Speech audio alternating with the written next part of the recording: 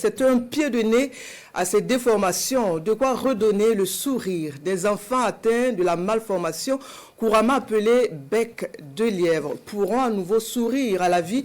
Le lot comprend aussi les patients atteints de brûlures et autres.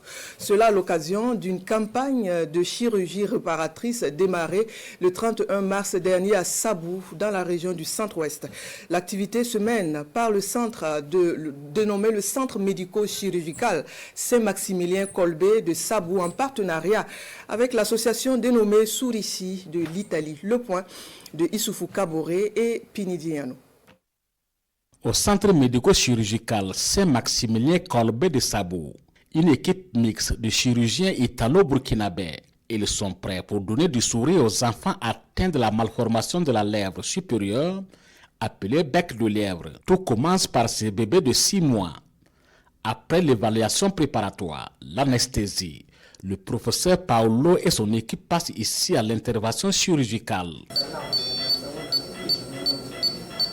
Après 1 heure environ de travail minutieux, le résultat est net. L'enfant, qui auparavant était rejeté par ses géniteurs, pour cause de sa maladie, retrouve la bouche bien reconstruite.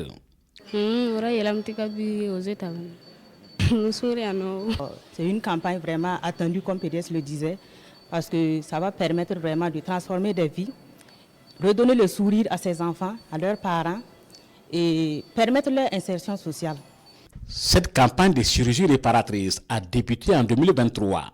Elle concerne également les séquelles de brûlures. Plusieurs enfants bénéficient de ces chirurgies subventionnées par le Centre médico-chirurgical Saint-Maximilien Kolbe de Sabou et l'association émergente Sourici de l'Italie. La chirurgie que vous avez assistée, c'est une chirurgie très efficace pour les gens qui sont nés avec la malformation que vous avez vue, que c'est le bec de lièvre, et qui a un impact fonctionnel, mais surtout esthétique, pour les gens qui vont grandir avec ces problèmes. Et il faut bien surveiller, et c'est pour cette raison que nous sommes en contact avec l'université de Ouagadougou, où le professeur Kassem, qui est un chirurgien maxillofacial, il va prendre en charge les suites de cette opération. Donc, ce qui nous intéresse d'abord, ce n'est pas l'aspect financier, puisque la campagne est subventionnée.